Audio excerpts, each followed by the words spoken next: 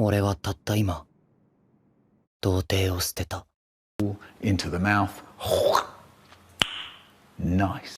Ah yes, Domestic Girlfriend. A terrible blend of drama getting forced down our throats, incest, and scenes that make us go, what the fuck? Meet Natsuo Fujii, the protagonist of Domestic Girlfriend, who has a massive fucking crush on his teacher. Oh, you thought that wasn't bad? No.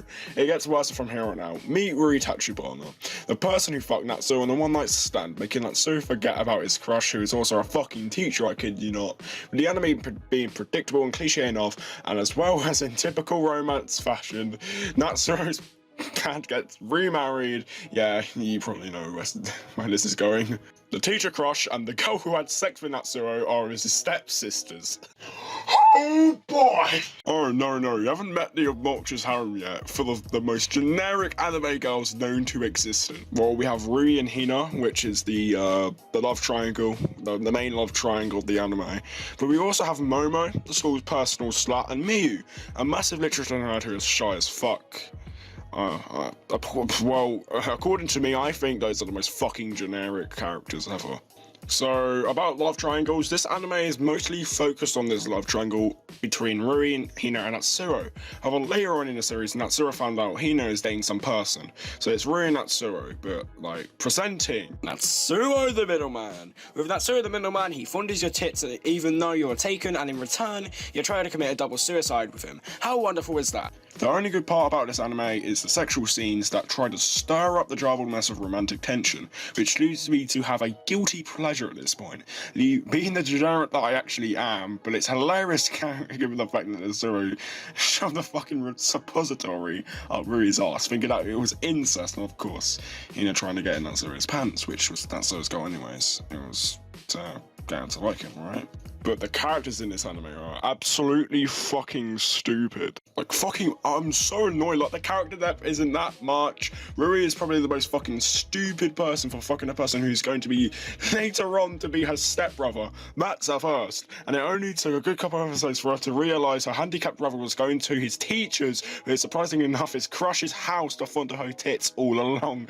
The supporting roles in this anime have no character development, absolutely not. Just none, alright?